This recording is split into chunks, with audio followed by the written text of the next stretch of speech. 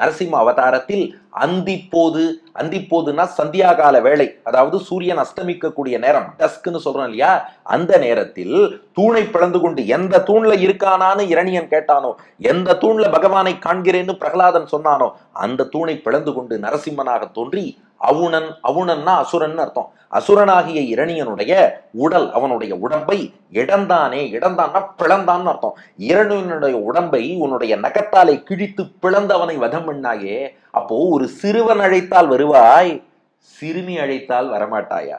அவன் ஒரு முறை சொன்னதற்கே வந்தாய், இவள் பல முறை அழைத்தாலும் வரமாட்டாயா? ஓ, ஒருவேளை தந்தையால் ஆபத்துன்னா தான் வருவாயா? உன்னாலேயே ஆபத்து என்றால் வரமாட்டாயா? அல்லது பிரகலாதனை போல் ஞானத்தால் தெளிந்திருப்போருக்குத்தான் வருவாயா? பராங்குஷ நாயகி போல் பக்தியால் கலங்கி இருப்போருக்கு வரமாட்டாயா?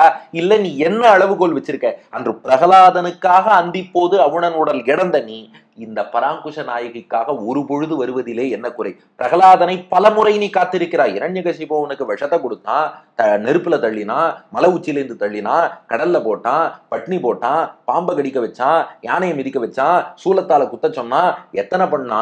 ஒவ்வொரு முறையும் அவனை காத்த நீ ஒரே ஒரு முறை தனக்கு தரிசனம் கொடுக்க மாட்டாயான்னு என்கின்ற இருக்க பராங்குஷ நாயகியை காக்க மாட்டாயா? அந்திப்போது அவுணன் உடல் இடந்தானே, ஏன் தேவர்களை எல்லாம் காக்கும் நீ இவளை காக்க மாட்டாயா?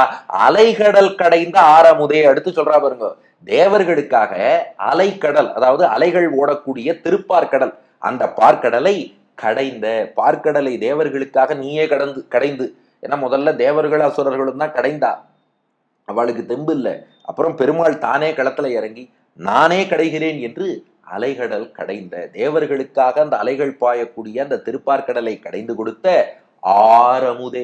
ஆரமுதுன்னா திகட்டாத அமுதம்னு அர்த்தம். அந்த தேவர்கள்லாம் எப்படிப்பட்டவான்னா, அந்த கடல்ல இருந்து, பார்க்கடல்ல இருந்து ஒரு உப்புச்சாறு ஒண்ணு வந்தது, இதத்தான் அமுதம்னு நினைச்சுன்னு அவ வாங்கிட்டு போயிட்டா. ஆனா உண்மையான அமுதம் யாருன்னா, ஆறாத அமுதம், திகட்டாத அமுதம், ஆரமுதம், அருமையான அமுதம்னா அது நீதான்.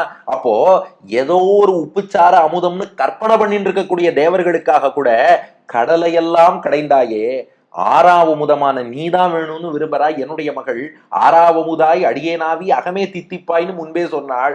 அப்படிப்பட்ட பொண்ணுக்கு ஒன்னும் அனுகிரகம் பண்றதா தெரியலையே. அப்போ ஏதோ ஒரு உப்புச்சாரை அமுதம்னு கருதுவோருக்கு அலைகடல் கடைந்த உன்னையே ஆரமுதே அமுதம் என்று கேட்பவளுக்கு அனுகிரகம் பண்ணாமல் இருக்கிறாயே, இது நியாயமா?